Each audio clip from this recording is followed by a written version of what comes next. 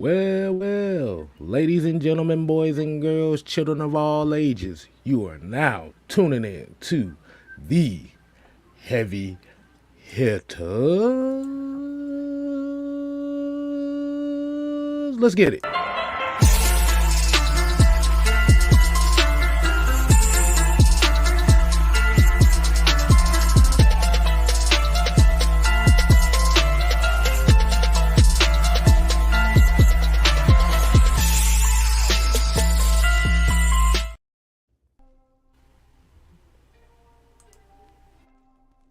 Wait a minute. Yo.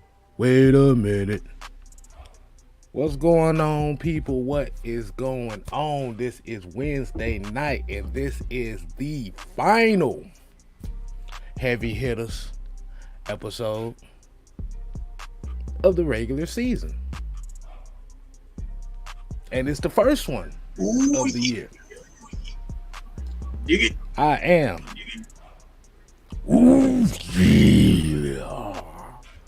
I am your host, the sixth man himself, K Styles. To my stage left, as you already know, as the mad scientist. Going by Positive Mike tonight. Mad Absolutely. Mike. Praise God. Sports. Speaking of praise, we got a minister riding with us, as you already know, Mr. Jew Talk Sports. Hey, Jew, I understand there's something different about you today. What you got? It's something different about you. No, bro, you need to turn around and show that number. Show who that jersey is. Do. Bring it up. There you go. And we are your heavy hitters. Hey, I'm gonna let y'all know right now. We are the heavy hitters. And our motto always, if you're coming over here and you expect negativity, you can get the fuck out. But I want to make one thing clear.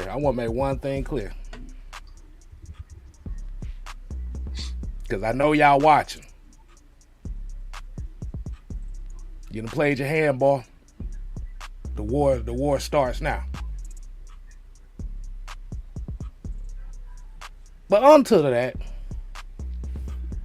we got 3 special words for the people tonight, as we do every night. And what are those 3 special words? Oh, yeah. Real Roll cow. Before you do that, K Styles, I forgot on Sunday.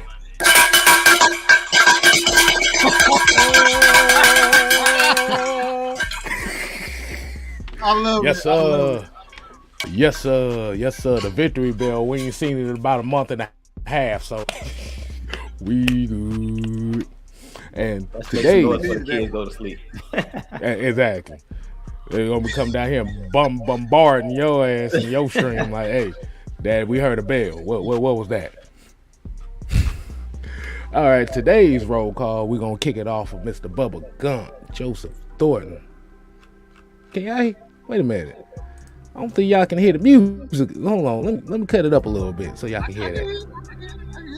All right, cool. Now I'm talking about the people there. What y'all can hear? Y'all can hear it anyway. Oh, okay. Nah, but for real though. Like I said, getting back to this roll call, we got Bubba Gump, Joseph Thornton, Tev Sports and Gaming, Pamela Johnson, Pat Norris, Melvin Emery, Kenneth Lewis. We got Darnell, Mr. Adamsville, JB, Brian Peoples. We got the Falcon Therapist, Big Ant, ATL Leo, RC Plane Builder, Toxic Falcon, Blizz 818. We got Mr. 58 in the building, Jamarius, 58 areas. King Quest, June Boys, Sonia, Bridget in here, Xavier Littman, Jake, Bridget is 71, a troublemaker. I just Champagne wanted. Confessions,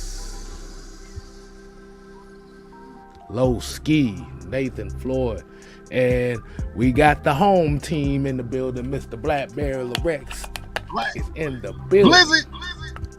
He Yes, said sir. what I got on his 40. I'm gonna tell him like Smokey. Nothing. None. Nothing. Oh yeah, you got something, all right. No. You gotta remember, you gotta do the crooked eye. Oh yeah, you got something. All right, man. Let's go ahead and get right into the show, man. We're gonna cut this music off in 3, 2.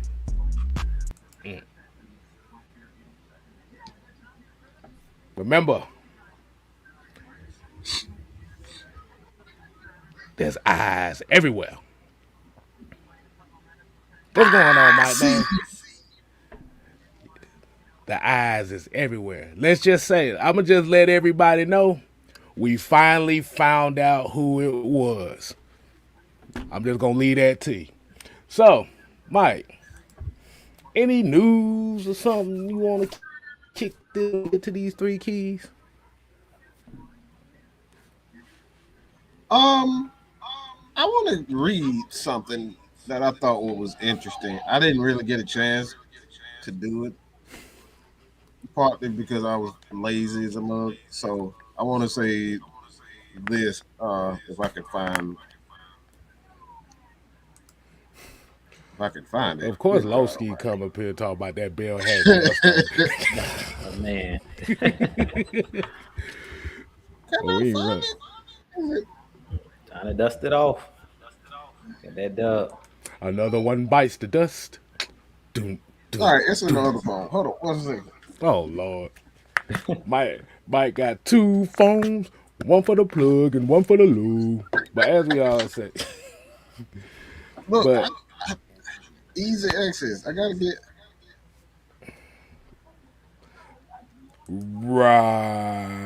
right. No, I think this is gonna be pretty interesting though. All right, what you got? So there's a interesting stat that I was looking at when I was Atlanta Falcons. Okay, just listen to these numbers. Just listen to these numbers. These 2 guys on our staff, on our roster, one guy has 139 attempts, 667 yards rushing, 7 touchdowns. The other guy has 186 attempts with 900 yards, 3 touchdowns. So together, that's about what, 1,600? Yeah, about 1,600 yards rushing. Right. And we're just talking about those 2 guys. So when you look at this Atlanta Falcons team, I think one of the things that goes unnoticed is that Arthur Smith is one of the most creative minds when it comes down to the running game. Now, everybody likes to say that, Kyle Shanahan is probably number 1 when it comes down to that, but Arthur Smith is slowly kind of letting it be known that he is that guy, man. He's a force to be reckoned with when it comes down to this offense, man.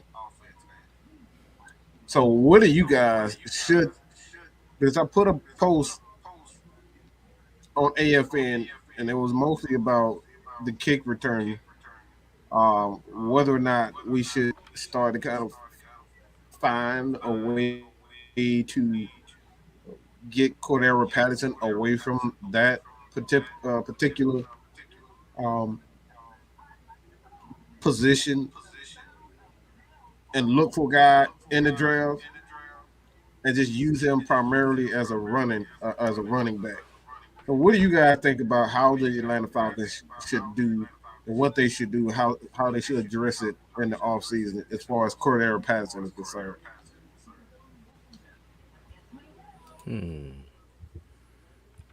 We gotta let the minister kick this one off right here. What you got on that, Jew? Um, to be honest, I don't know. Can Avery Williams return kicks? I think he can. If he can, Yeah. I mean, put Avery Williams back there. I know they put CP back there because he wanted to break the record. Now that he has the record, unless it's like a key point in the game where it's like we need a clutch kickoff return, I think you go away from Cordell Patterson unless he just demands on doing it. I'm a firm believer in as a coach, you kind of listen to your players. So if Cordell Patterson still wants to be back there, I'm not gonna, not allow him to do it. If that's what something that he wants to do, I think you need to let him do it. But I mean, Avery Williams has shown this year that he's one of the better punt returners and kickoff returners. He almost broke a couple this season. So I mean, I think Avery Williams is the guy. But in certain situations, I also think the CP, like in that Bears game, that kickoff return for that touchdown, like swung the momentum in our favor. So I really think at this point, Avery Williams probably can take it over primarily because mainly Avery Williams is a special teams player. The only reason they moved him to running back is because we had a lot of depth at corner. And then they wanted to be able to use his skill set as far as catching the ball out of the backfield and things of that nature. So I think Avery Williams should be the primary punt returner and kickoff returner, but I'm sure at times, even next season, uh we'll see Cordell Patterson still doing kickoffs at times when he asks to be back there. But I believe that as the years, wane for CP, you want to take as much off his plate as possible, which we've seen, excuse me, with Algier. Like he pretty much took a lot of the weight off of CP, especially in the second half of this season. I mean, like I talked about in our post game show last week on Sunday, like Algier basically took the bull by the horns. So at this point, I would say just let Avery Williams take it over, over special teams.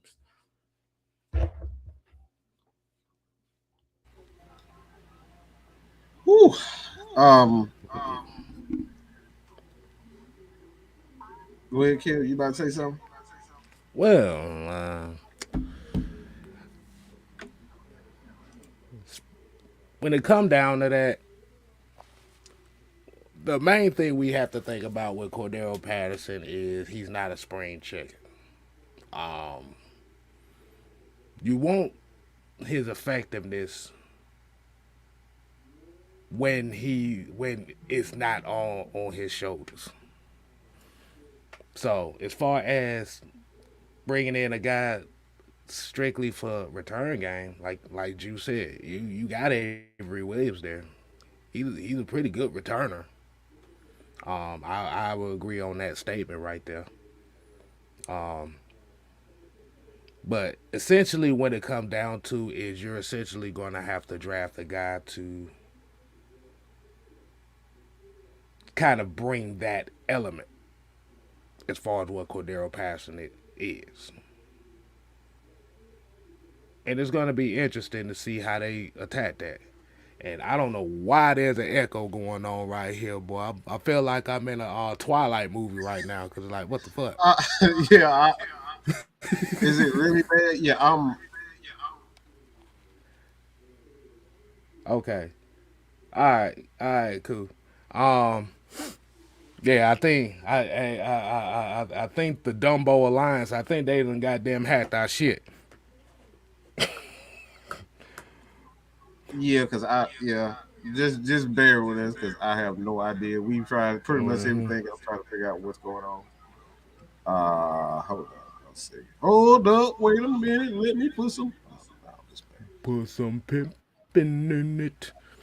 So, yeah, that's all I gotta say on that, man. Yeah, I honestly think the Falcons should just go ahead and focus on uh, just bringing in a younger guy who can come in and be that returner. Now, we could still have Cordero Patterson in key situations where we need to score, like he did uh, early this year, not too long ago. I think it was like 3, 4 weeks ago, about 3, 4 weeks ago, where he came in, spelled Avery Williams, and he well he tied. I think he broke the record, but he came in, broke the record, and you know got it. But for the most part, I think you just go younger, man. Cordero needs to be a guy that need to focus on a couple of positions at this point in time. And I know a lot of people were saying, he needs to be returner, but he's been doing that for the most part. He's better when he is uh, a multiplicity player, as K Styles said, multiplicity player, and he can catch the ball out of the backfield, play in the slide, the outside, run the ball. Like that's what we need him to focus on, so we can have many dimensions to our offense rather than just one player that does everything. Because um, I really believe that they're going to go into the draft and get a young guy, and I could quite possibly see Avery Williams kind of getting more snaps and more opportunity next year.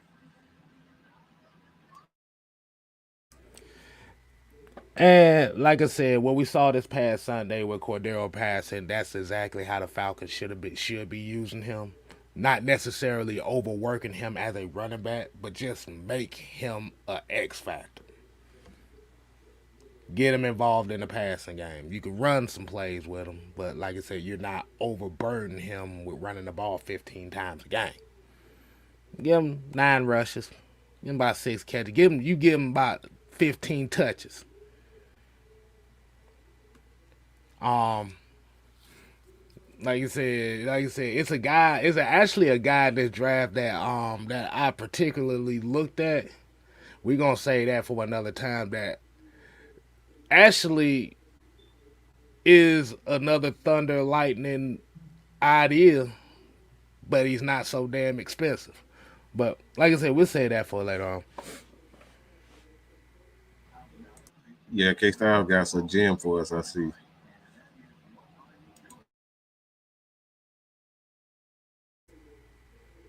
So that's everything right there as far as that.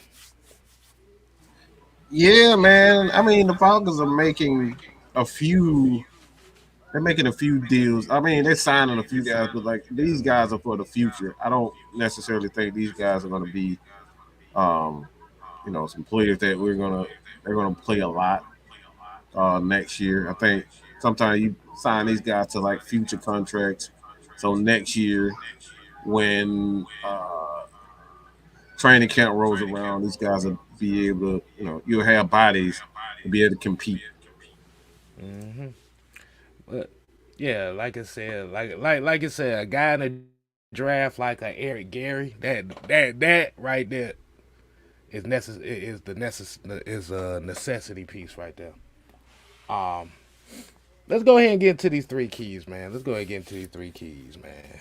And as we already know, season final game of the season. Can we really call this a revenge game? Um, as we already know, the storyline of this is what if, and it's unfortunately, but like you said, the Falcons ain't playing for no playoff position. They playing for pride against a Tampa Bay team that just won the division. As you already know, they sucking off Tom Brady as usual. And yes, I Oh, heard Jerome Boger ain't refing this game, so I think I may have heard that part. hallelujah, Jesus, hallelujah. So in today's festivities, we are going to let Mad Mike Sports run point today on these keys.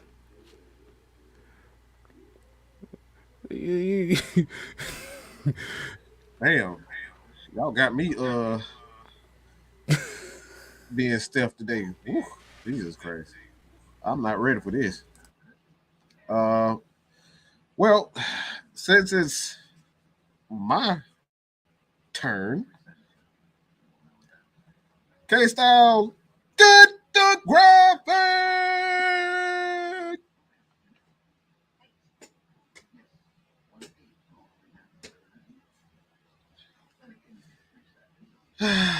So, as you guys can see, it says IO to the rescue. Right. So the reason why this is a key, I saw earlier this week where Dean Pease, I believe it was Dean Pease, but I saw a quote on Twitter where it was stating that IO kind of lined up as strong safety. I thought that was really interesting for the most part because if you remember a few episodes back that I stated that I needed to see something from Jalen Hawkins and Richie Grant. I thought they were I thought they were okay, but we need somebody to make an impact in a positive way. And there's been way too many opportunities where way too many plays where Richie Grant is just all over the damn place. He's flipping over himself, he missing tackles, dropping the interceptions. Jalen Hawkins is just he's just always there when it's too late. It's always 2 seconds too late. Bro, didn't I tell you to put your shoes on a whole 2 minutes ago? Oh yeah, oh my bad. Yeah, you did say that. That's Jalen. That's Jalen Hawkins. All right, he's that hard headed child.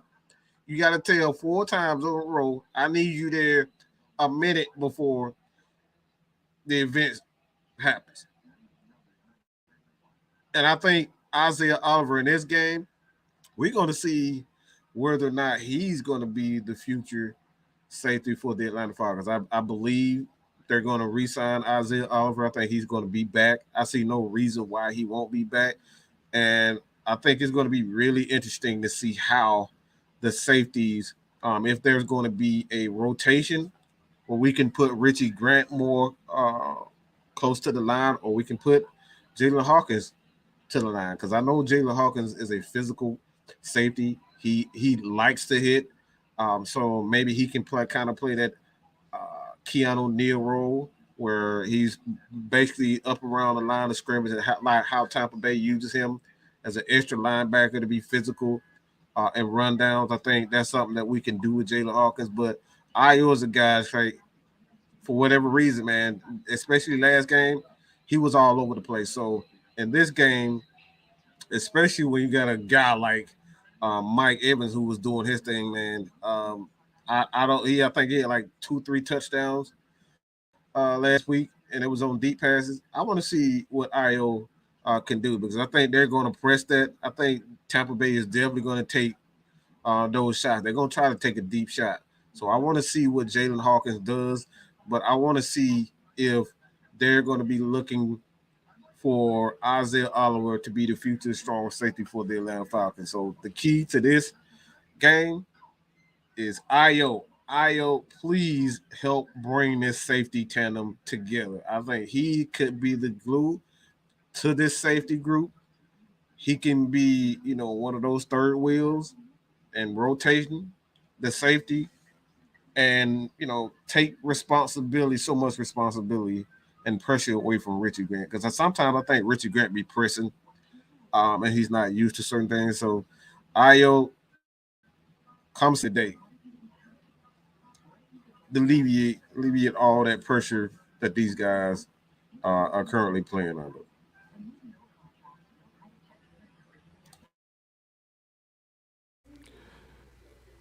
You got anything on that, Jew? Yeah, I mean, I think Isaiah Oliver, like Mike said, he's one of the keys to the secondary. And as he was mentioning, like with the three safeties, I would try to keep all of those guys because I think Jalen Hawkins, I think, is still under a rookie contract. I know Richie Grant is still under a rookie deal. So I don't know how many years Jalen Hawkins has under his rookie deal. I think he might be like in his third year. So he still has, I think, like a year or two left. So I would keep all three of those guys and rotate them. As we know in the NFL, just like with pass rushers, you can have never have enough cover guys, and you can kind of use all three of those guys are interchangeable when I look at them. As far as all of them are physical, all of them can tackle. You can play all of them in the box or move them or blitz them. So I think having all three of those guys, they're interchangeable. So I definitely think that they should keep all three of them. I hope they resign Isaiah Oliver. I can't see Isaiah Oliver walking in free agency just because Dean Pease loves him. Like that's his like favorite, guy because he can use him in the slot because he can do a lot of different things with Isaiah Oliver. So I definitely think that he'll come back. The real question is going to be how much they're going to, bring him back for, like how many years. Is it going to be like a 3-year deal? Because, he came off of the injury. But good news is, to me, he's looking strong since he's been back, looks healthy. So I don't see any reason why they wouldn't re-sign him. And one thing I love about Isaiah Oliver is he's great at tackling. You can never have enough tacklers, and he doesn't miss tackles. That's what I love about Isaiah Oliver. He's a sure tackler. If you can say anything, I don't care about so much of coverage, but as far as if it's a one-on-one tackle, he's going to make it. He doesn't whiff on tackles, and that's something that we've seen with Richie Grant. We've seen with Hawkins, where Isaiah Oliver, he understands angles, and usually he takes the right angle, the right path to the ball carrier. So that's one of the main reasons why Dean Pease loves to blitz Isaiah Oliver, because he's a solid tackler. He knows if I blitz him, he's not going to miss.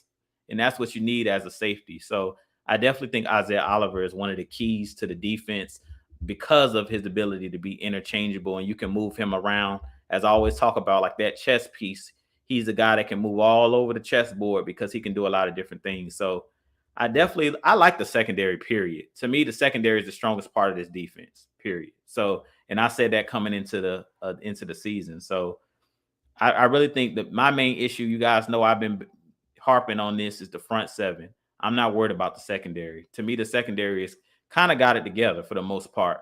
Other than injuries, that's really what's kind of plagued the secondary, is the injuries. So I definitely think Isaiah Oliver is definitely one of the keys to the game due to Casey Hayward being injured, because, in that first game, Casey Hayward, I think that was week 2, he played really well against Tampa. So the number 2 corner is going to get targeted in this game. So hopefully they ready, because whoever's opposite of AJ Terrell is going to be getting all of the targets thrown at them.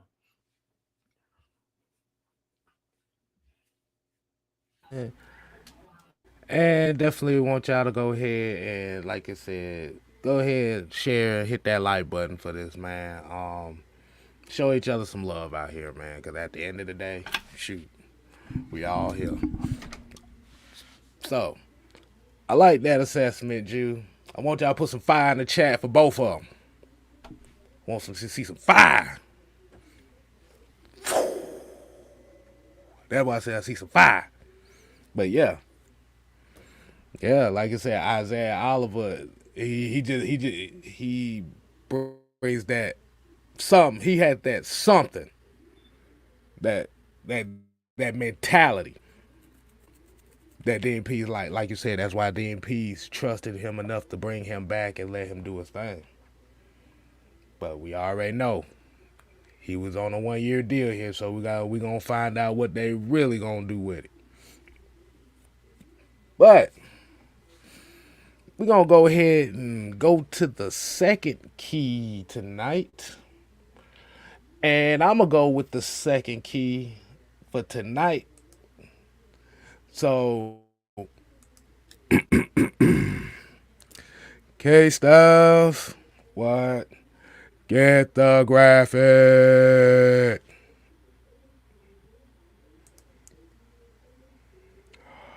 Rumble, young man, rumble. Dog. You said what? We need to get you a how the hell? I can't never say that. Ventriloquist. Yeah. Yeah. K-Styles, get the graphic. Young man rumble. And it's kind of crazy because Mike kind of kicked off the night show talking about as far as the rushing attack for the Falcons. The Atlanta Falcons have ran the ball for over 2,500 yards this year.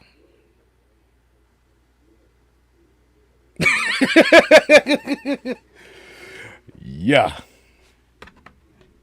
Yeah, that is literally crazy. It caught me off guard. I didn't know they ran for that man. I knew it was close to the 2000s, but I didn't know they was on pace for 3000. But like I said, young man rumble. This goes to two guys, Tyler Algier and Desmond Ritter. Like I said, you Algier needs 100 yards to eclipse 1,000. And as we look at this game here, this game is on the mindset of a get back game. What's better way to get back than running the damn ball?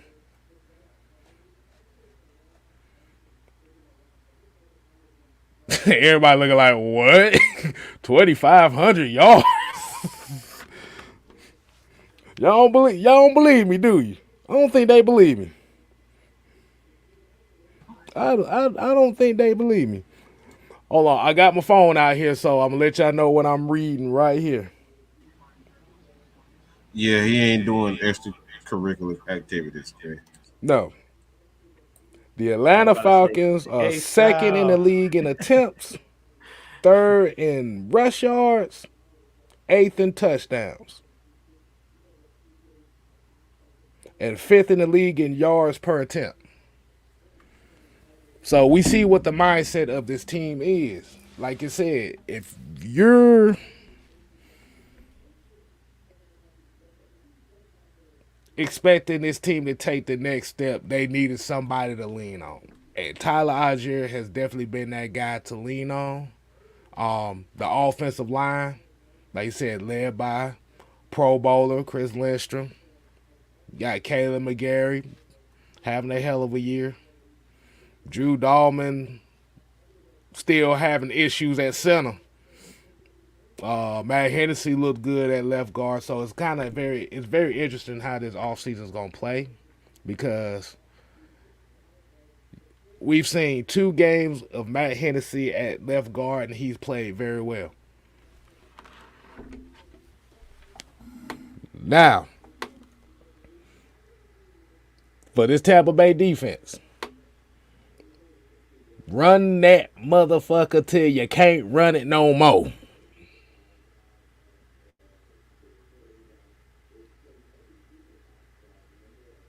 Let me repeat that again. Run that motherfucker till you can't run it no more.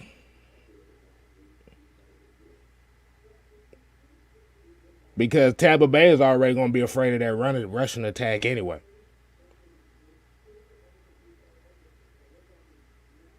Desmond Ritter, like I said, this is a perfect opportunity for Desmond Ritter to take advantage of a defense that's going to be hell bent on stopping the run.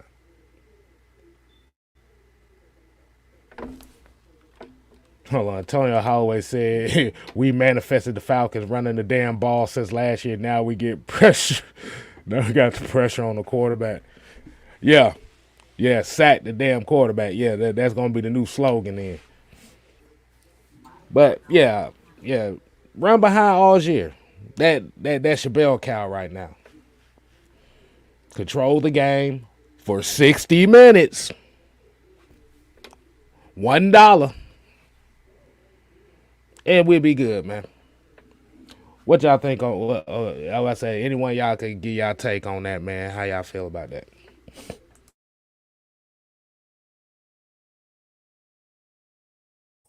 I'm on mute, y'all. As we know, Tyler Algier, he's like you said, he's the bell cow. Like he's the bell cow. We're a top three Russian team. I believe Vita Vea is hurt, and I know Shaq Barrett is hurt. So they banged up on their defensive line. So just run right at them. And what I'm watching for in this game, because you know how we always get on our linebackers and I always talk about having those guys in front of the linebackers. What I want to see in this game is how well their linebackers. So we know Levante David and Devin White are two of the better linebackers. But watching this game without their stars up front how well we run the ball. We already ran the ball the first time when they had Vita Vea, but in this game, I want you guys to pay attention closely to their front seven, watch their linebackers, and see if our linemen are getting to the second level and getting those blocks. And you guys are going to see what I talk about with our linebackers, even with Rashaan Evans, even with Troy Anderson. When you don't have those guys up front, that's can hold up in the middle, and take up those double teams that allow your linebackers to get in the backfield and get tackles for loss.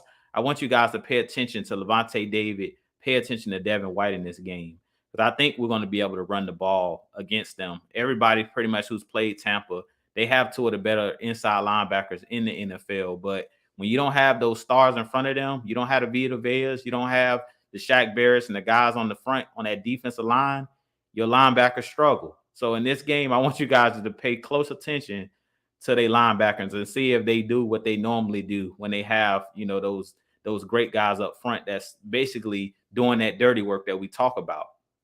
But what I've noticed just watching them, Devin White, Levante David, they're still great linebackers, but they haven't been playing as well this year because of the defensive line and the injuries that they have. So I expect Tyler Algier to have a big game. I expect him to eclipse 1,000 yards. I expect pretty much anybody we put in the backfield. Cordell Patterson, I expect him to be Cordell Patterson, and I expect those guys to go off in this game because they're banged up on a defensive line. But just pay close attention to that, and you guys will see what I talk about it doesn't matter. Like we judged Debo, Deion Jones when he was here. We judged all the linebackers, Foye, for those guys sometimes not being able to penetrate and get in the backfield. Where you'll see that, in this game, the Devin White, you'll see Levante David, how those guys are going to struggle, because we know that Chris Lindstrom is a dog. We know that Caleb McGarry and those road graders up front, those guys have been doing their thing, man. So we're going to definitely try to make this. When you say rumble, young man, rumble, we're going to definitely try to muck this game up. We're not going to get cute with them. We know that running the dang on ball is what we've done all season. So this team, we should have made the shirts. I said put it on the T-shirt, because the Falcons definitely has taken that mantra and ran with it. Like they definitely are running the ball and being physical up front. So I don't expect nothing different in this game. I expect the Falcons to do what they always do, which is the identity of this team, be physical.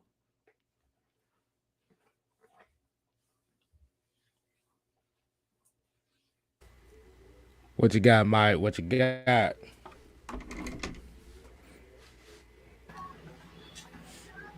I'm sorry, y'all. I'm getting over a cold, so Well, kind of bear with me.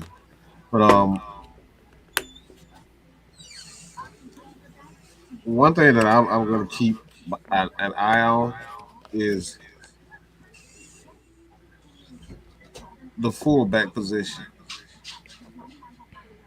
And I know K-Star probably like, yeah, the fullback position. For the reasons you just stated, is because their interior linemen, are absent. So if we're going to have these big runs, the fullback position, because they're going to send a lot of blitzes to try to overcompensate or compensate for those gaps that's going to be open. So Keith Smith, and then we have Parker Hesse at times. He likes to line up in that fullback position, kind of he plays the little H back, and he'll motion out to the tight end position. Sometimes he'll stay depending on if it's pistol, or they like to run like different variations of full house. I know people probably don't know what the full house is. That's that man formation they're talking about, that full house play. But yeah, they like to run all different types of formations. So I'm gonna be looking at the fullback position to see if we can get some big runs. Because I have a feeling that, especially with the quarterback being young, and he hasn't really seen the Bucs, they're going to come after him. So they're going to blitz. So I need Keith Smith to really be on his A game. I need Parker Hesse to really be on their A game so we can get some big runs. Because if I'm gonna be selfish. I want to see Tyler Algier break the Falcon rookie record, rushing record. So I want to see him have at least 150 yards. Like I said, that's just me. And if he's going to do that, I think he's going to have a few big runs. So that's what I'm going to be focused on. And then the one thing we kind of don't realize too, and what a lot of people are not really talking about, as far as the Falcons having over 2,500 rushing yards on the season, which like I said, shot the hell out of everybody. You got to give credit to those wide receivers blocking too. We can talk about Drake London. Well, he ain't got the Jameson Williams speed, or well, you see what Garrett Wilson doing with the Jets. Drake London doing a lot more than what people give him credit for down here in Atlanta, and I think it need Drew spin it around one more time. They seen it. Hold on, let me get it out the way. Yeah. There you go. And the reason why I wanted to do that too, like I said, just because I just wanted you to show off the New Jersey, and like I said, you got to put respect on these wide receivers. And like I said, even though we don't have a number 2 wide receiver, the thing about these little guys we got is they are willing to block too. So we got to put some respect on these wide receivers and their blocking ability. Of course, we want to see some more passes being caught. But your team ain't running for 2,500 yards without wide receivers blocking. But the reason why we made a little brouhaha just a second ago, because we're going to key number 3. You already know K-Styles. K-Styles, get the graphic. Oh. There it go right there. Grady. When we was at the game, I love when Dave Archer says, Grady Jarrett, you shall not pass. And then he dropped the hammer. Yeah, man. Grady Jarrett, this is the look. When we say payback game, if I'm Grady Jarrett, I'm gonna be looking just like Watt was looking last week. JJ Watt. If I'm Grady Jarrett, I'm lining up over every offensive lineman for the Buccaneers. On every single play, I'm switching, and to find a weakest link on a offensive line. Right now, we know that I was talking about they banged up in the trenches. They're banged up on both sides. Their offensive line is really, really banged up. They got a lot of third stringers. They just banged up, man. So if I'm Grady Jarrett, I'm taking full advantage. I'm looking every single play. I'm lining up somewhere different. And I'm looking for the weak link. Whoever just got a holding penalty, I'm going to line up over top of him. And I'm looking for that weak link to get after Tom Brady in this game. We know Jerome Boger. We know what happened in that first game. And I've been talking all week, my friends and stuff like that, and I was talking to my brother-in-law, and I was telling him on Sunday that we talked about this game, that game where Jerome Boger called that terrible call. We talked about that weeks ago, where that game in week 2 was like, this could be a game that's going to cost the Falcons later on in the season. And sure enough, that game was one of the games that came back to bite us in the butt. If we actually won that first game, we still would have been in playoff contention last week. So that's why we talk about game of inches and how plays and, flags can change the outcome of a game. In this game, Grady Jarrett is going to be heated, and he's coming for Tom Brady. I don't know if you guys heard, but Tom Brady stated that he didn't want to sit out this game, that he wanted to play the Falcons. So we should have bulletin board material all week. I'm sure Dean Pease, I'm sure public enemy number 1, Tom Brady, his face is posted up in Grady Jarrett's locker room, in his locker. And in this game, Grady Jarrett, I expect him to go crazy in this game. I expect the whole defensive line and defense in general to go crazy because there's no tomorrow. Like, to be honest, if I'm the Buccaneers, I wouldn't have played Tom Brady, any of the guys that they need to get ready for the playoffs. Them playing is like rubbing it in our face. So those guys are gonna take it personal, starting with Grady Jarrett, because he knows that game in week 2, or I think it was week 2 or 3, early in the season. I know it was in the first quarter of the season that that game swung momentum, swung the pendulum, and that's one of the reasons why that the Falcons are outside of the playoffs looking in. So in this game, as you guys know, Tom Brady has been a thorn in the Falcons' side. We haven't ever beaten him. And in this game, it's time for the Falcons to return the favor. It's time for us to send Tom Brady into retirement. So in this game, I expect Grady Jarrett. I expect that defensive line. I expect everybody on this team to take it personal, especially the defense, though. AK, Lorenzo Carter, all of those guys got Grady Jarrett's back in this game. So this is one of those games, like I said, man. Tom Brady in that first game was kicking Grady Jarrett and doing all that crazy stuff. Trust me, Grady Jarrett, look, football players, they don't forget. And Grady Jarrett hasn't forgotten. That's why I put in capital letters when I sent you guys my key to victory. Grady Jarrett. He the guy that I'm watching in this game because I expect Grady to have a big game. And I know he's ticked off. And he should be. When we talked about him being frustrated a couple weeks ago, talking about, the same old, just a different year. This is the game that Grady Jarrett has had highlighted and circled. I know they always talk about, we don't circle certain games and it's about the next game.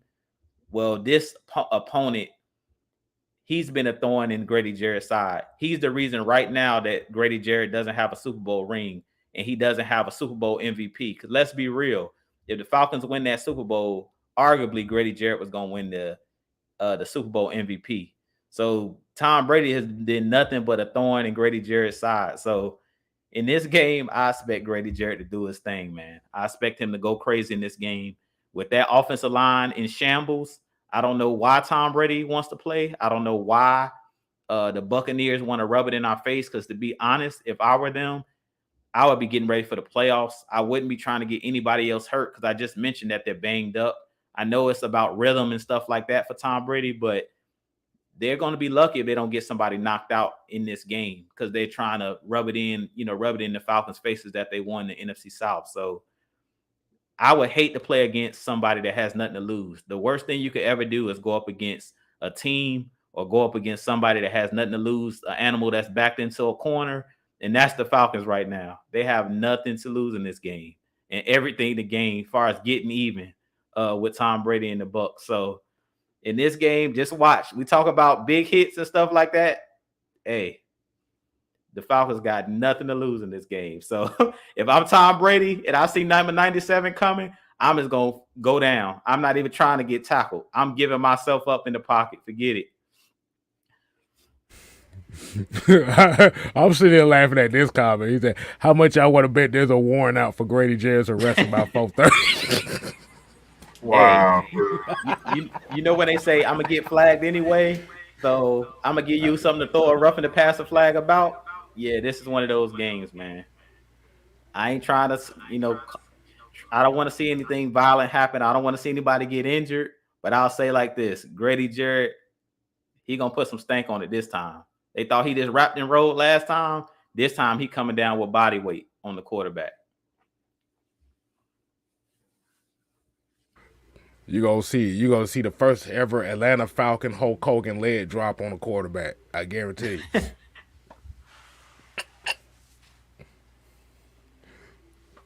you.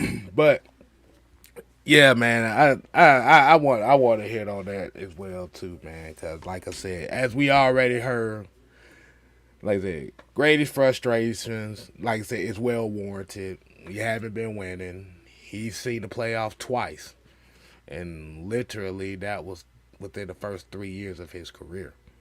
Like I said, they took away one of his sacks, and I know he mad about that. So guess what? When you see him, you hit that mother all the way to the end of the time. It's on site, K Styles. It's That's what on Grady site. gonna say. It's on Thank you, site. Jew. Thank you, Jew. Thank you, Jew. You did it right. You said it right. It's on site. But here's the thing, though. And we keep hearing about this thing about tanking and they need to lose this game for draft position. Why the hell would you want your team to tank and one of your most notable players is frustrated about losing? I just want to see if I can make some sense into that because that damn show didn't make no sense to me.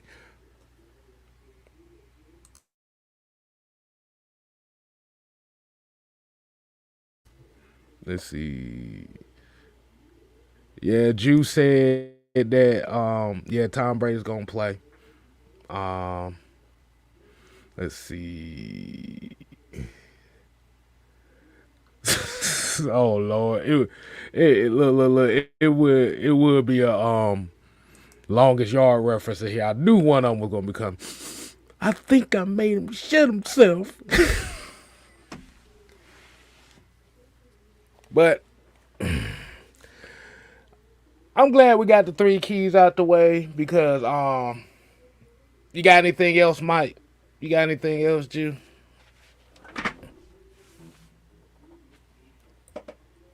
I'll let Mike get a chance. I don't know if he want to say something about Grady.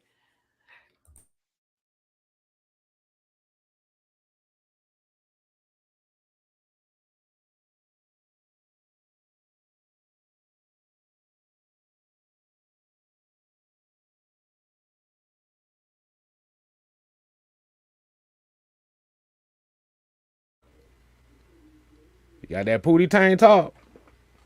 What's going on? I was about to But say he on mute. Maybe not. yeah. Hey, yeah, Mike, I think it went out. Well, then wait till Mike get back. Let's read a few of these damn comments and get Mike's kind of when he come back. We're gonna read a few comments here, man. Yeah, like Ed said, yeah, it's on site all damn game. Yes. Um,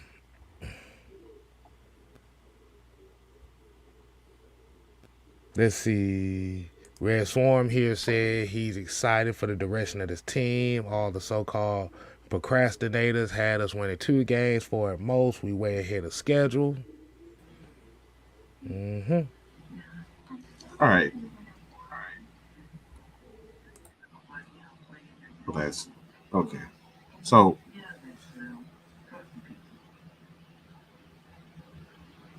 Grady Jerry, right? Grady Jerry. I'll say this is that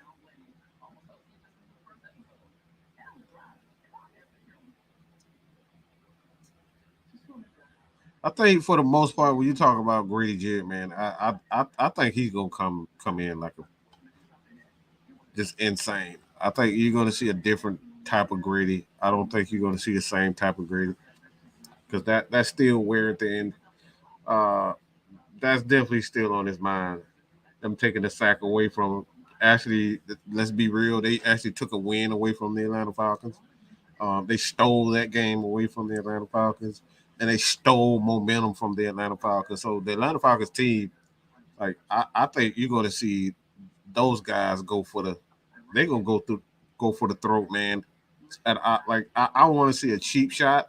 I want to see them, do one of those Bray Wyatt insecures to Tom Brady where he just picks him up and throw his ass on through a damn table or something. I need to see that. So I need to see some dirty. I need to see somebody cross the line. I mean, you ain't got but one damn game left, and for the most part, most of you Falcons fans don't give a damn anyway if they win. Y'all would much rather they lose. So this give you even more incentive to do some dumb shit. So sign a guy, that really don't mean shit to you, like a Cornell Armstrong, and tell him to just blitz and just hit the hill, just hit Tom Brady below the knees. You know what I'm saying? Just hit him below the knees and make sure, that he is hurt. Um, and I'm dead serious about that too. Yeah, hit him below his knee because I'm sick of looking at him. I'm sick of that smirk. I'm sick of the NFL trying to pretend as if we don't see the same patterns over and over. Every week it's the same stuff. They down 21 and magically they end up going on a run to win a game. Like, y'all really think we're not buying it? You really think that we don't know what you guys are doing? Y'all are trying to build this hype train for Tom Brady, so when he get in the playoffs, hopefully he's got that Tom Brady confidence, and then everybody start playing down to him. So like I said, at the end of the day, man, I need to see somebody cross the line, man. I need to see somebody cross the line. I need to see somebody knees taken out of something. I'm so serious about that. I hate this dude with a passion.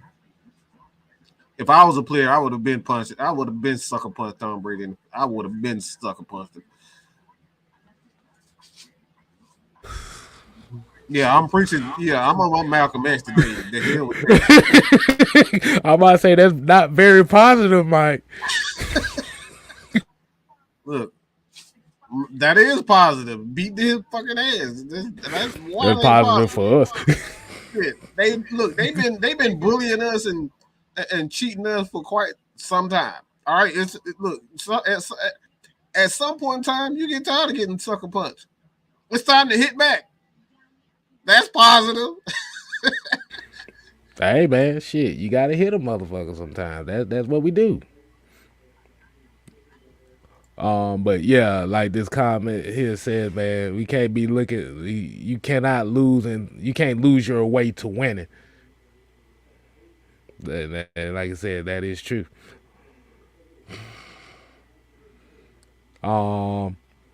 Let's see. Somebody else said. Hold on. Let me say I think I see what I hold on. You go ahead and highlight. I'm trying to see if it's the same one that I saw. Yeah. I just want to say this. It ain't quick. It ain't long. Why people act like Jesus didn't have goons on his squad? Why they act like Martin Luther King didn't have goons on their side? Like they actually fought back. Okay, they didn't just sit there and get punched in the face. Okay, so it is positive to fight back. Okay, you don't have to sit there and get beat up and turn the other cheek every single time. It's okay to defend yourself. That's all I'm saying. Exactly.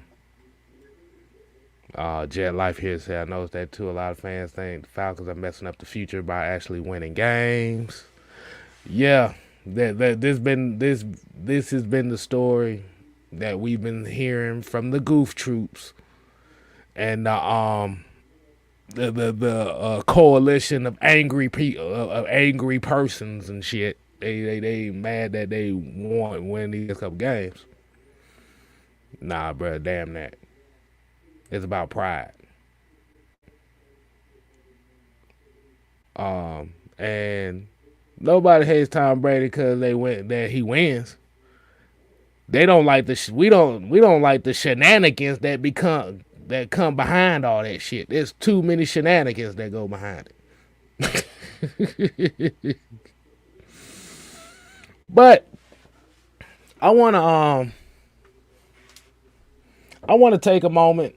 It was a comment that I saw today that it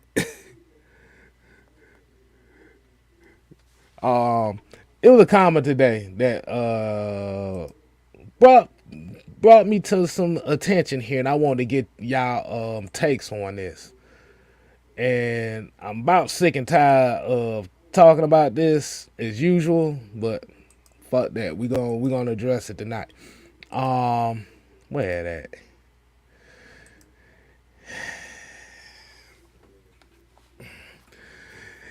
If Desmond, this was an old one. This was an old tweet. So you see the date.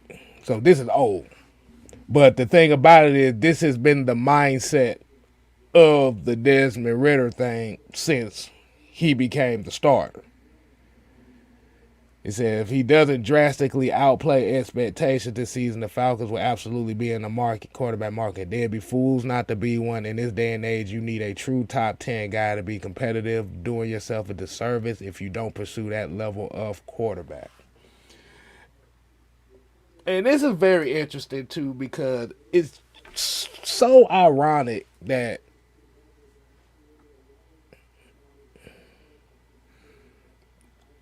we literally are having the same damn conversation. What you got, Mike? Do I have permission to not be positive?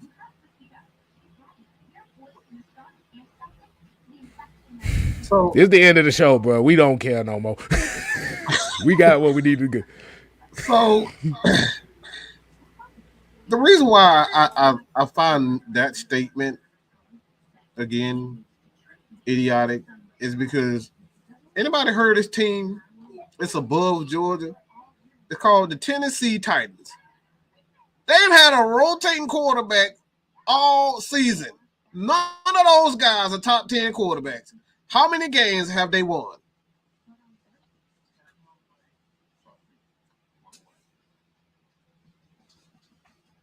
That's it. That's literally it.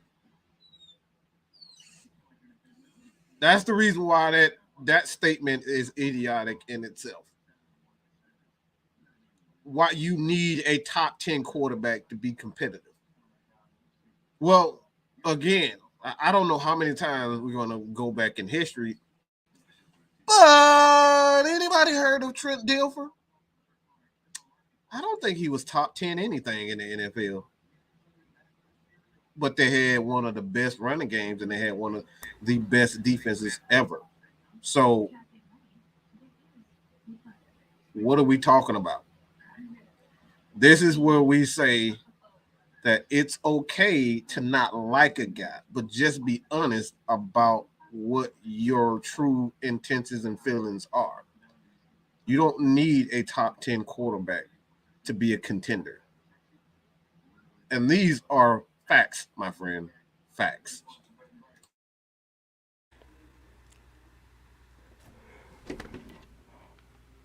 I got something I want to play for everybody. This is essentially what that means. Do y'all know? Do y'all want to know what the true meaning of what? And like I said, that tweet was old, but we hearing the same sentiment about this kid, and he's only played 3 games so far. While I'm doing that,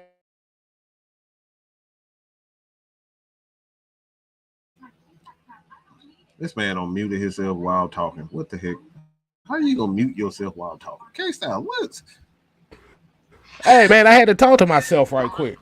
I had to make sure I had this right. I had to make sure I had it right. Look, look. This is that crowd. Oh, it make me feel good.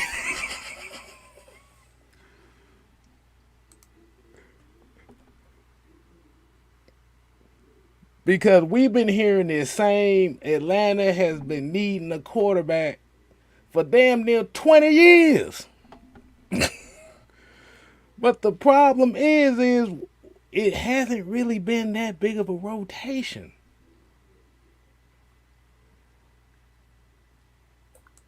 Okay, you can just look at the playoffs, the NFC playoff picture right now, and most of the teams don't have a top 10 quarterback. Like, is Jalen Hurts a top 10 quarterback? I mean, if you want to say he is now, good luck because he's in the MVP race. Right there, you see where Wolf says Brock Purdy, he's not a top 10 quarterback. Will anybody say Kirk Cousins for the Vikings is a top 10 quarterback? Dak Prescott, okay, you might say he's top 10ish. If Oh Lord. Daniel Jones of the Giants, these are all playoff teams. The Seattle Seahawks quarterback. I don't think you're gonna say that Geno Smith's the top 10 quarterback. So Right. we in the NFCs last time I checked. All of these teams that's in the only teams you can argue as a top 10 quarterback, and he ain't even playing like one anymore. It's Tom Brady. And if you want to argue Right. Dak Prescott, and to me, both of those guys are inconsistent as well at this point. So it's no guys that's at the top of their game. Aaron Rodgers, if they 8-8, they battling still to get in the playoffs, and he probably, arguably, as far as resume, is probably the best quarterback out of all the quarterbacks I named, other than Tom Brady. So, or the most accomplished quarterback. So, I mean, with us being in the NFC is wide open because Tom Brady soon to retire. Aaron Rodgers is on the back end of his career. So I don't think anybody's scared of Jalen Hurts. I don't think anybody's scared of Kirk Cousins. I don't think anybody's scared of Jimmy Garoppolo and Brock Purdy. So we in good shape.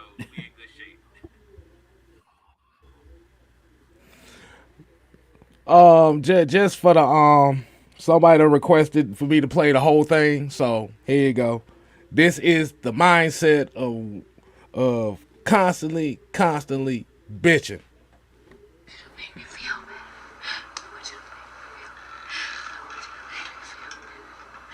I want you to make me feel good. Just make me feel good. I want you to make me feel good. That is exactly what it is. That's really what it's all about if you really want to be honest. See, the problem with the statement that we've seen is you only have that type of expectation if it's a guy you didn't want in the first place.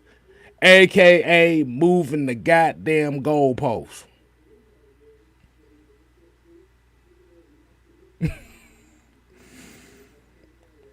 Oh Lord, somebody said they were late. Like I said,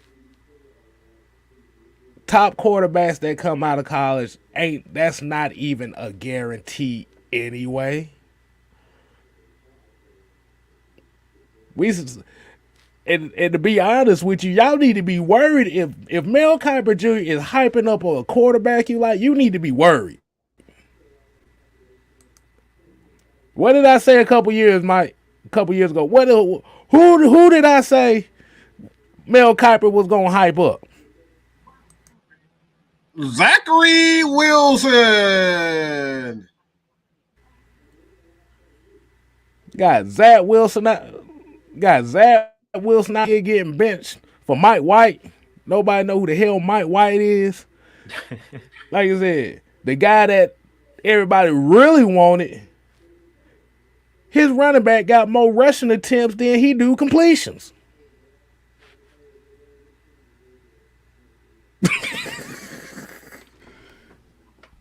Damn. Damn, that's it. Man, the only thing Zach Wilson is good for right now is if you don't give a damn if somebody smash your mom or something like that, that's what Zach Wilson good for right now. Boy, you stole the words right out of my mouth. He's only good for his mama. That's it. But let's be real. Like, out of the last couple years, the quarterbacks that everybody was raving about, none of them are doing anything. Like Trey Lance, he was another one that everybody hyped up. He got injured this year with the 49ers, but he wasn't playing well. Zach Wilson wasn't playing well.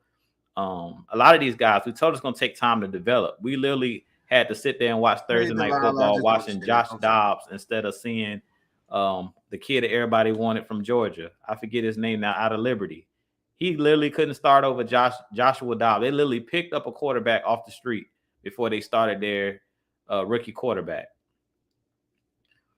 So that just goes to show you, like, you got to give these guys time to develop. So to be honest, in this last draft, we arguably got the best quarterback, and we only had to spend a third round pick to get him in Desmond Ridder. So we got to steal. This is exactly what I'm talking about right here. You said Mahomes, Allen, Burrow, Herbert, Lawrence, Tua. Allen was 1 year away from getting traded out of Buffalo. Tua was a year away from getting traded away from Buffalo. Burrow's doing this thing. Justin Herbert, be honest with you, ain't looking too much better neither. Well, statistically wise, he's looking pretty good. So I ain't gonna lie. They're good, but you named a few.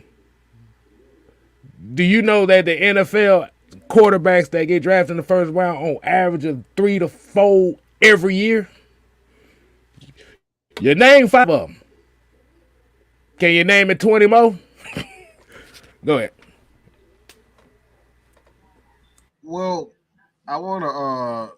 You just brought something up, and like I said, we got a couple of guys in our chat um, that are statisticians. Shout out to Abi Reddy and Mr. Rashad. They put a stat in there that's really intriguing to me. Is that we're talking about ever since 2008, there's only been 10 quarterbacks. And we're talking about since 2008, out of 110 quarterbacks, only 10 of those quarterbacks have panned out. Wait. Hold on. Say that again. Okay, say that again. 2008, and since 2008, 110 quarterbacks that have been drafted. We're not counting the ones that have been. I was about to say undisputed, but that was a whole. We ain't talking about that. But when we talk about undrafted, we're not even talking about undrafted, but 110 quarterbacks that have been drafted. 10 of those guys have actually been something.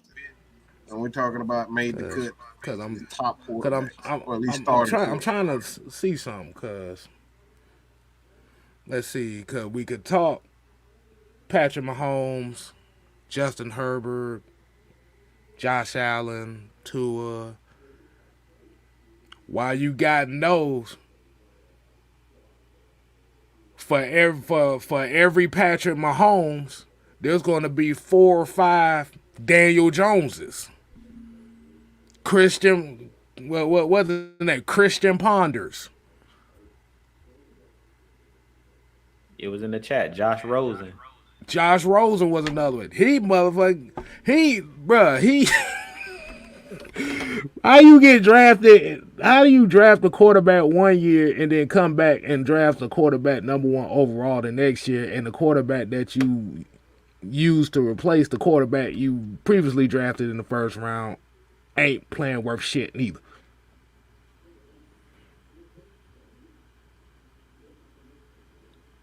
They dropping them in the chat. Sam Darnold, Tim Couch. Bro, they had 2 of them playing for the Carolina Panthers this year. Baker Mayfield, Carson Wentz, Jared Goff, Sam Darnold.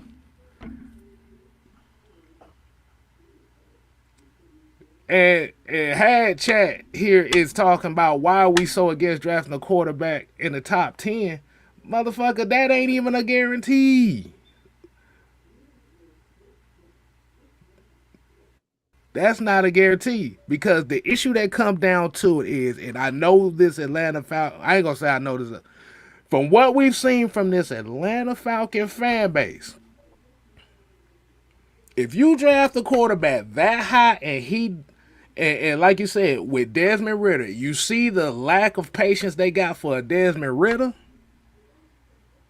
These motherfuckers, boy, let them draft a quarterback in the first round and he doesn't play well. They ain't gonna have no patience. Like I said, Johnny Manziel, Mitchell Trubisky.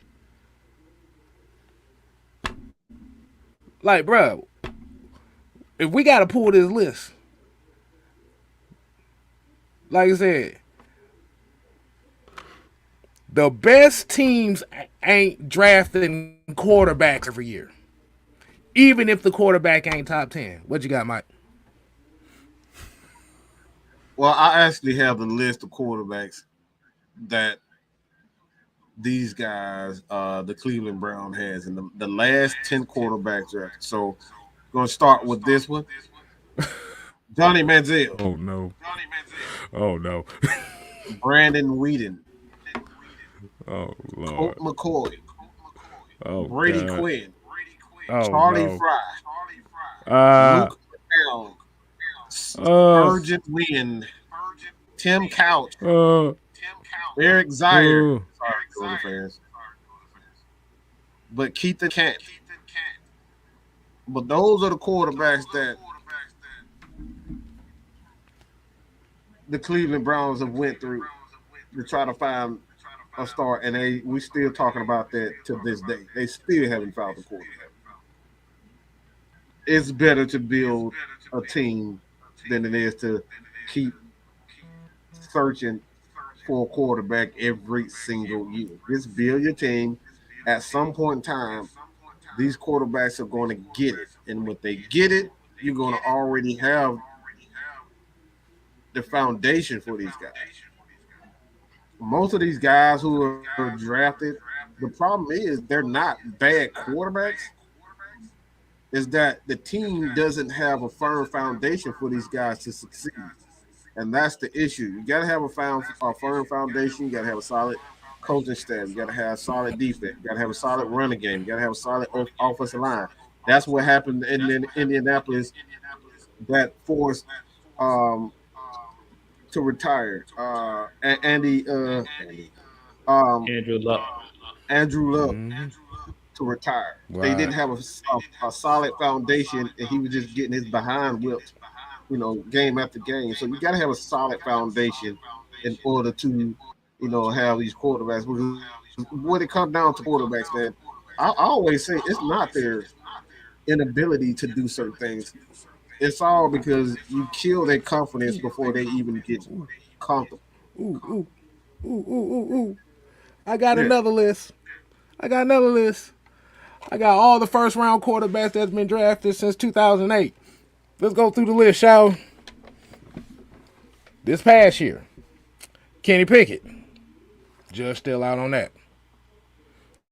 Last year, this was supposed to have been the greatest quarterback class since 1983, by the way, from what we was told. Let's see. Trevor Lawrence, Zach Wilson, Trey Lance, Justin Fields, Matt Jones. That's 5 quarterbacks. 2020, you had Joe Burrow, Tua Tagovailoa, Justin Herbert, Jordan Love. 2019, Kyler Murray, Daniel Jones, Dwayne Haskins. 2018, Baker Mayfield, Sam Darnold, Josh Allen, Josh Rosen, Lamar Jackson. 2017, Mitchell Trubisky, Patrick Mahomes, Deshaun Watson. 2016, Jared Goff, Carson Wentz, Paxton Lynch. Hold on, we got some more. 2015, Jameis Winston, Marcus Mariota. 2014, Blake Bortles, Johnny Manziel, Teddy Bridgewater. 2013, EJ Manuel. 2012, Robert Griffin, Andrew Luck, Ryan Tannehill, Brandon Whedon. 2011, Cam Newton, Jake Locker. Blaine Gabbert, Christian Ponder.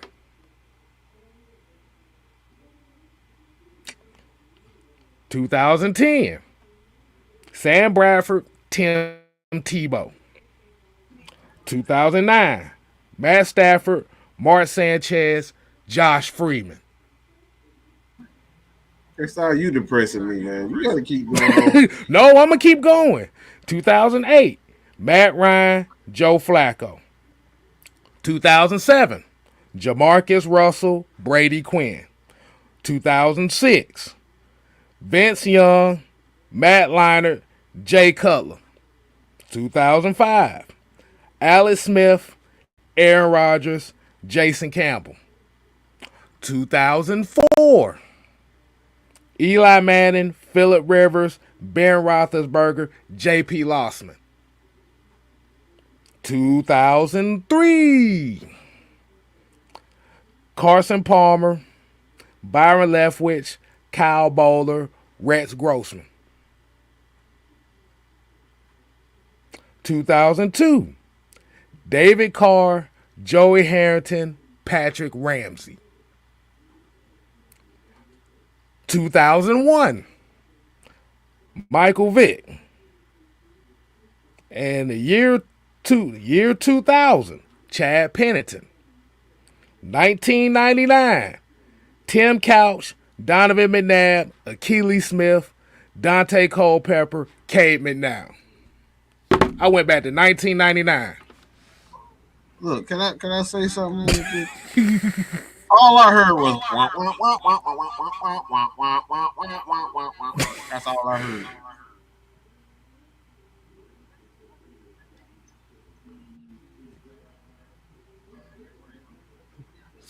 So is it really a guarantee to pick that a first round quarterback is going to be the guy for you? Did y'all hear that list I just said? Did you hear that, Jew? Yeah, I heard it, man. It was Did y'all a hear lot more that? names of guys that's not no longer in the league than more than guys that are still playing. Half the guys you named, majority of them guys are out of the league.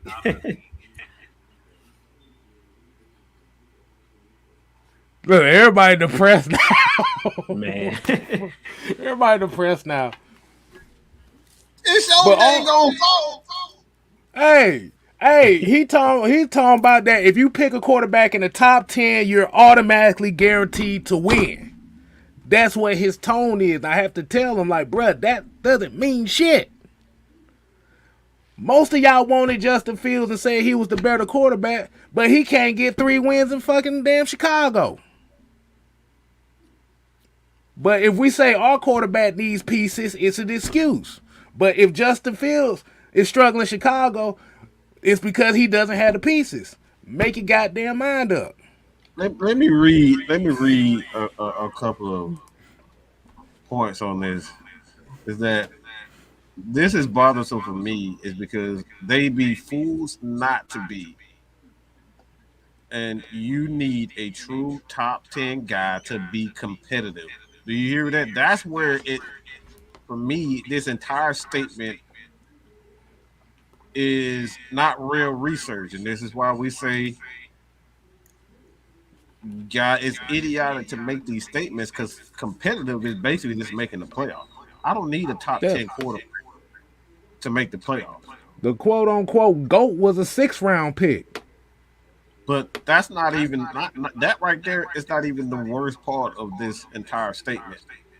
Doing yourself a disservice. And we're literally talking about a team in Cincinnati. Cincinnati. I mean, you can throw them in there. But previously prior to Andy Redhead, Mr. Redhead, and Carson Palmer, like you can throw those guys out. But for the most part, like they've been looking for quarterbacks for years. Cleveland, these guys every year they're looking for quarterbacks, and until one year they decided, all right, let's just build this offensive line, let's build this running game, let's build on this defense, and then they became a playoff team. So it's no fluke that they went by this particular building block and they actually had success. So when they decided that, they wanted a quarterback, the quarterback still wasn't, particularly good, but this is what we talk about. Just get a quarterback. Don't put so much pressure on him to be that guy. And what I mean by pushing pressure on him is that we have organizations that invest heavily in the offense and they forget to build the defense. And this is what the Falcons have done for years. They put so much, they got a quarterback in Matt Ryan, and all they wanted to do was make sure that Matt Ryan got his stats, make sure Julio got the ball, make sure Calvin really got the ball, and they just forgot about the rest of the team. This particular philosophy fails more times than not. Actually, if you want to be real about it, the Rams' philosophy failed. Because what did they do? All they did was go get they traded for everybody else's good players and they put them on their team. The only homegrown, the two homegrown guys that they have on that team was Cooper Cup and Aaron Donald. That's literally it. So their philosophy even failed, and we've seen time and time again just going out spending money on players typically doesn't pan out.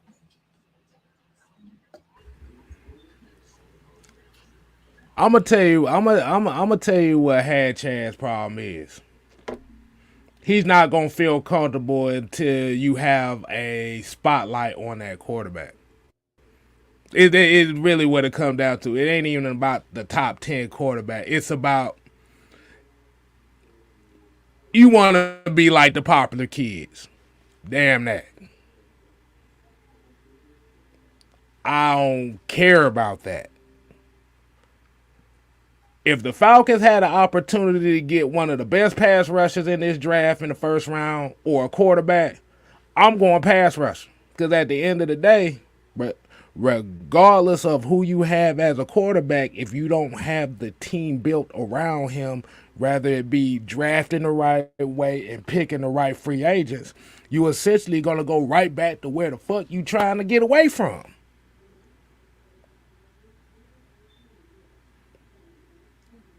We have to stop being so quick on judgment. Like on Desmond Ritter, the jury's still out on him. I feel like the Exactly. biggest issue is we're quick to judge like this quarterback is not it. Like you said, if they would have did that with Josh Allen, go look at his stats his first year as a rookie. He was like completing 50 some percent of his passes. Everybody was saying he was a bust after his first year, but they gave him time. You got to give these guys time to develop. So right now, we don't know what Desmond Ritter is. I like what I'm seeing. We're seeing him progress each and every week, but we don't really know what he is. But that's the reason why you have this 4 year period to see. Give him the time to see if he's the next franchise guy. We don't know. But if you go in and draft another guy in front of him, like a top 10 guy, then you never will really know what you have. And that's some of the problem we had over the years. And I talked about this with the last regime is we never played the guys like our rookies. One thing I can say about this regime, they're actually playing these guys and giving them time to develop. But if you keep bringing in veterans and you keep bringing in guys in front of these guys, you're just going to stunt their growth. You're not going to see these guys develop. So let's just, as Mike always says, let's just wait and see. Let's stop rushing to judgment. We don't know. Let's stop rushing to judgment. Give these guys time. Hey, hold on. I got to shout out to Jamarius because he got a short out here talking about if they never put on some cleats, they never put on some shoulder pads, they got a PlayStation 5 controller. 9 times out of 10, they talking out the side of their ass. I'm just praising it. I'll make sure y'all go subscribe to that, man. That boy's funny. Go ahead, Hey, Mike. Jamarius. Hey, I want to highlight this real quick. Um, and this goes into my point where I was talking about when you decide to highlight a particular player and a quarterback. This is the reason why the Falcons haven't had a defense in years. The Falcons decided they were going to invest in Matt Ryan instead of build a team around him. I want people to understand what I mean by that. When you say you're going to invest in Matt Ryan, you do what Cleveland did. Cleveland decided that Baker Mayfield was the next coming of Drew Brees, and they put most of their assets on the offensive side of the ball. The draft picks, free agents, they brought everything in to make sure that he gets it. And they didn't add to the defense side. They didn't bring in better coaches. This is what the Falcons did. All they did was put more weapons around Matt Ryan. They didn't put anything on the defense. They didn't spend any money in free agency with the defense. They just said, all right, Matt Ryan is our guy, Julio is our guy. That's all. When you take that approach instead of building the team, this is what you get. One side of the ball always suffers when you put that one guy above the franchise. And I think this is the first time in in quite some time. One thing I'll say about I've always respected by the 49ers is they don't put one player over the franchise. They never put one guy over the franchise. They always, going back always to the 80s, they always invested in both sides of the football. And that's why they've always been consistent. The Steelers, the exact same thing. They never just put one guy. And when they decided that Ben Roethlisberger was that guy for them, that's when you saw the Steelers start to go down. And then they kind of had to, kind of go back and go back to the drawing board and say, all right, we're the Steelers. This trying to air the ball out, spread the ball, and invest in Ben Roethlisberger, Antonio Brown. I think I forget Juju.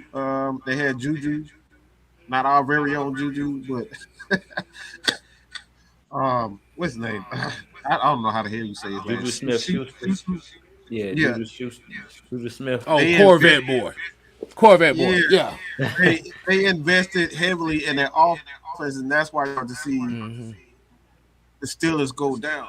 So anytime you see an organization puts one particular player over the team, that's when you start to see them struggle. That's what happened to the Patriots. The Patriots started losing because they put Tom Brady over everything.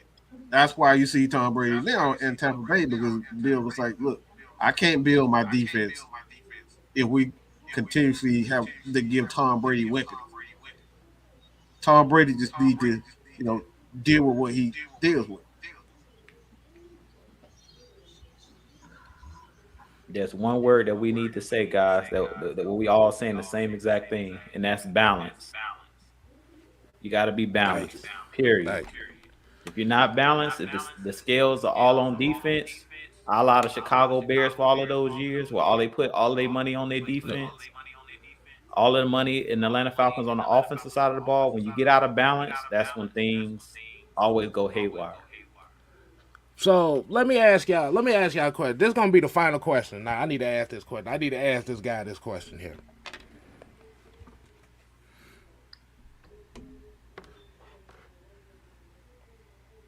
As we look at Atlanta Falcon free agency, and everybody, this is a question for y'all too.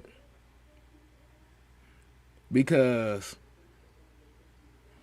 I asked this question because I want to know what the real mentality of people and how they feel about how this team will be in 2023. Are you willing to pay the $42 million for Lamar Jackson, or pay the $42 million for Daron Payne, and use it as an example, Jesse Bates? Which would you rather have?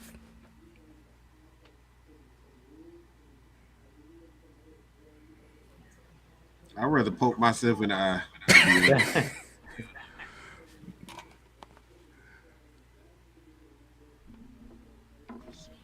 I'm not spending all my money on one player.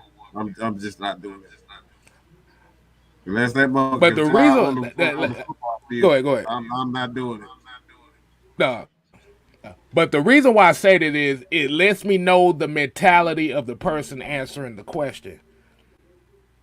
Like I said, this is how I see it. If you're talking Daron Payne, Jesse Bates, like I said, we're just using them as an example. You're thinking more so of the long term and the total team building aspect of it. If you're talking Lamar Jackson,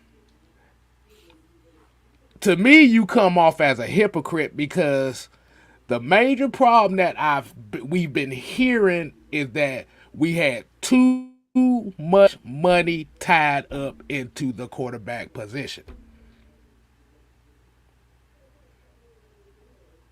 Now that Fontenot done got the Falcons out of that situation, and you begging and you wanting to go right back into where you just came from, it tells me Matt Ryan's contract was not the problem then, because like I said for us, like I said, we appreciate Matt Ryan, everything he done for the Atlanta Falcons. As we already know, that contract was hell to get out of. That was a big ass cap. But the opportunity for this team to build it the right way and not have such a big ass burden on one player is a big advantage for this team in the long run. I'm not putting the Falcons back in that damn situation. If you're going to be spending $42 million, I would rather you spend $42 million on a couple players. Whether if it had been an offensive lineman and a defensive lineman, that's fine. That's one thing. You're building the team. I'm not trying to get off by seeing a guy that makes me feel good at the quarterback position. You let Desmond Ritter develop into that. And that is the problem with the casual football fan. We look for saviors and representatives of how we feel at these certain positions, and if they ain't there, now the whole organization is trash.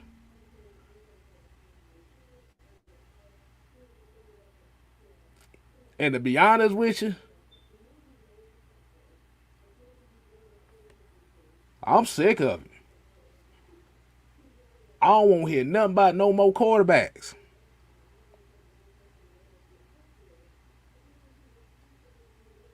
This ain't against Lamar Jackson, the quarterback. This ain't against Bryce Young or CJ Stroud. But I be damned. I repeat, I will be damned if I have to go through the Falcons drafting another quarterback, and then all of a sudden, if that quarterback doesn't damn live up to the expectations year one, now y'all asses talking about getting another quarterback. Let me say something real quick, because I don't think people understand. So I'm gonna try to break it down as simplistic as I possibly can. There's nothing wrong with paying players,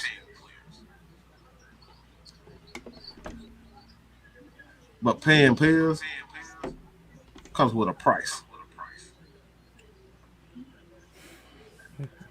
Every NFL team has the exact same amount. Now, other organizations have more power. They have better TV contracts. They have their fans actually show up to their stadium. So there are incentives for players to go to certain markets, to go to certain teams. So even if the Atlanta Falcons were to sign a Lamar, would the Falcons would be able to get other players to come and play for peanuts? We don't have a history of winning, and winning cures all frustrations. Winning cures all frustrations. So when you have a team like the Dallas Cowboys, this is the reason why they can get a Dan Quinn to come in and coach for peanuts, because he's not getting paid a lot of money to be the defensive coordinator over there.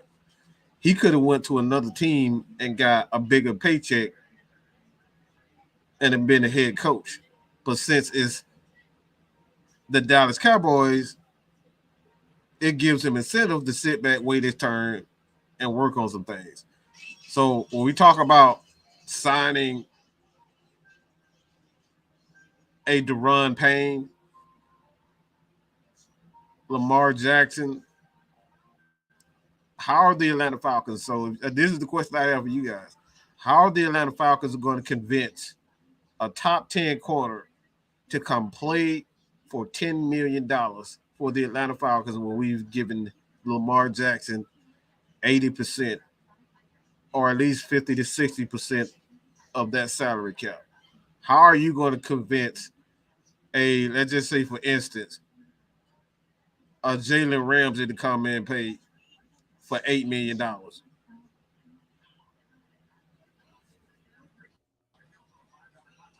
Let me hit this right quick. What big name talent that they got in Baltimore right now, outside of him, that they got in free agency on offense?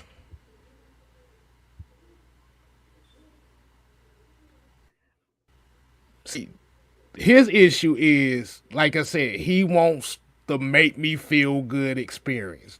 That's this is what he wants. Because the thing about it, you know what? You know what? You know what? No, no, no, no, no, no, no, no, no, no, no, no, no, no, no, no, no, no, no, no. We're not gonna do this. Three, two, one. One, two, three.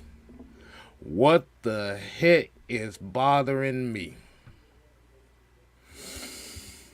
Okay, let me say this in this Lamar Jackson situation. So we could pay Lamar Jackson. We got the money to do it, but it's just what Mike was just talking about. There's consequences to paying Lamar Jackson. The consequences are if you give him majority of this money, if most of the salary cap, then what's going to end up happening is it's going to put more pressure on Terry Fontenot to hit in the draft because that's where you're gonna have to get the talent. The talent we're talking about, and that's what the Ravens have been trying to do. They go on out and drafting wide receivers, the Hollywood Browns that they drafted, the guys that they brought in. If you give him this money, you're gonna have to hit in the draft. You can't have no misses in the draft. Where if you spread this money around like we're talking about, you spread it out where you talked about the Deron Paynes, you talked about Jesse Bates, you talked about the building the team around Desmond Ritter.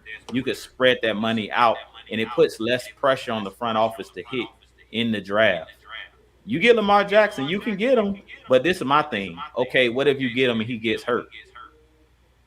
And he's taking up 80% of your salary cap. Then what? That's the issue. That's the real issue. It's a reason that the Ravens are apprehensive about paying him.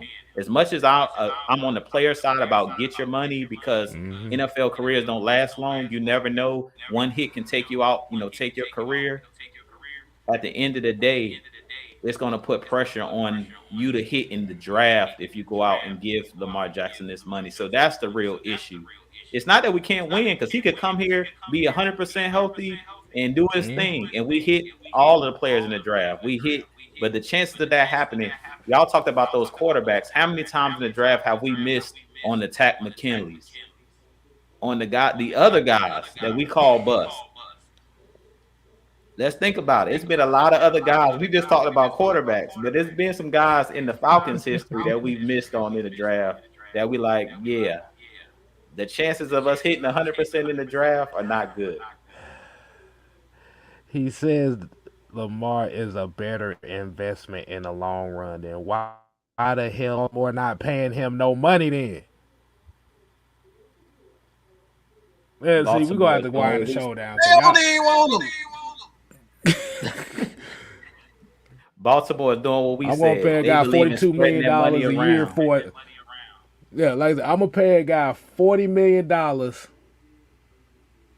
for a guy whose franchise he's won an MVP for. Ain't paying him. They don't even want him. It may not even the fact they may not want him. The thing is, they probably want him to come down on his money. But the problem is, he's his own agent. He's not taking chump change. And why should he? Why should he take chump change?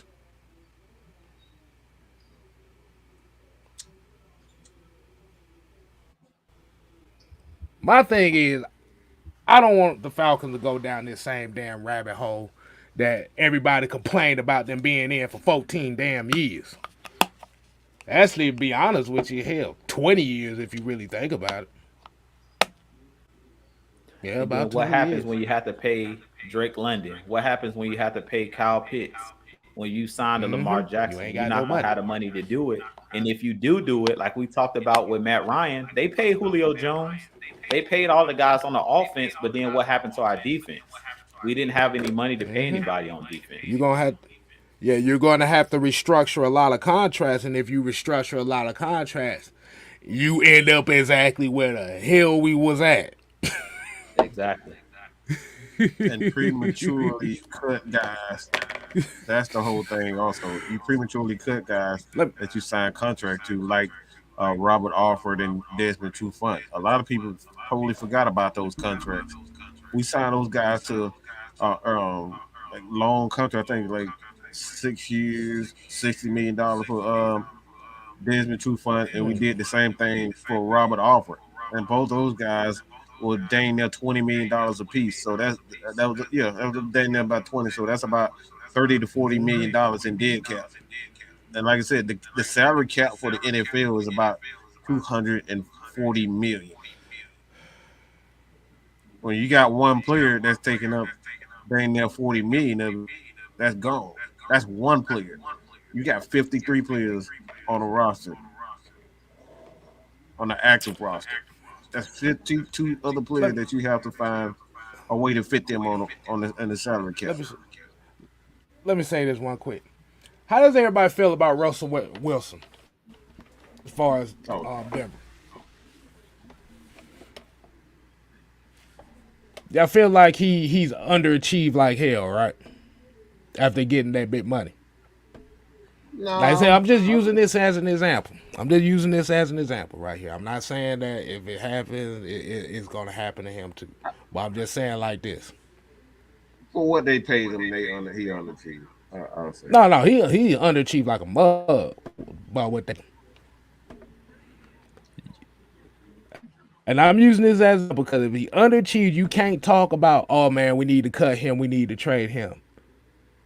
Do you know that Russell Wilson's dead cap number combined for the next 2 years is almost $200 million?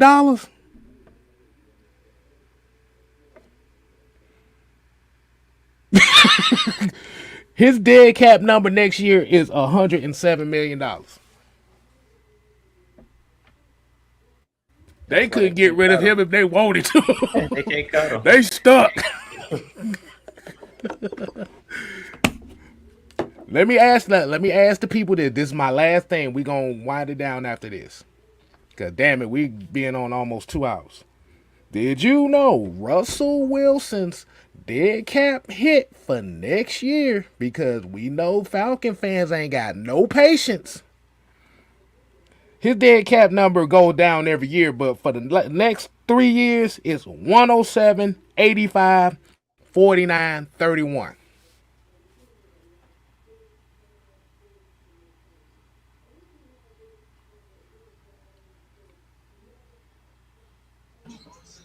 Would y'all ask? Look, Can you imagine if a Falcon quarterback was sitting here and you got these, and he struggled his first couple years? I'm talking about free agent wise, and Falcon fans talking about we need to get rid of him and trade him, and then you look at that dead cap number and see $107 million. That ain't dead cap, but that boy, you can't get up from the dead from that one, boy. So the message here is, man, you gotta be patient with what this team is doing, man. Like I said, last year I wanted Jordan Davis. They got Drake London. Oh, boo-hoo. So what? Next year.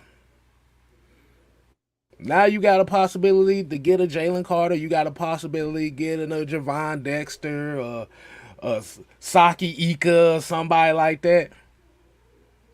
Then we right back. We right back to where we need to be.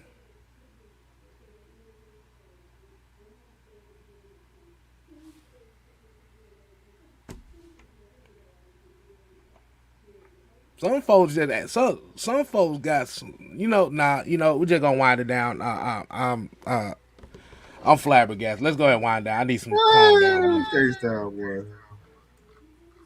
Y'all the last heavy hitter show, y'all get a whole goddamn rant from me.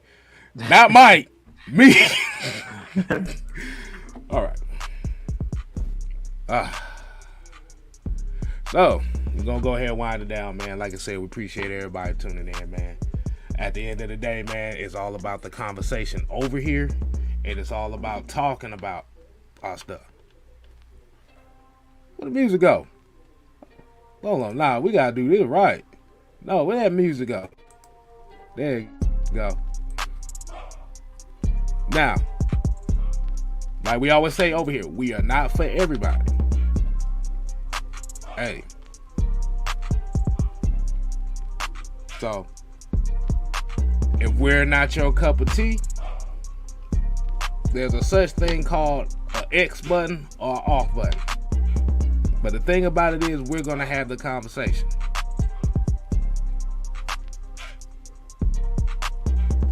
But if you want to be, but like I said, the one thing that we ain't going to tolerate here is goofy shit. So, appreciate everybody tuning in, man. Like I said, make sure you go ahead and subscribe. Mad Mike Sports, Utah Sports, 6-Man K Styles. Tune in tomorrow, Atlanta Falcon Nation. They got the Dirty Bird Thursday, and tune in to the Rex pick tomorrow as well. So, until next time, people, we ain't here to play. Oh no. We here to stay. Ooh yeah, baby. You ain't gotta go home. But you gotta get the hell up out of here. Hey, Jersey, one more time, Jew. Show that jersey one more time for the people. Yeah.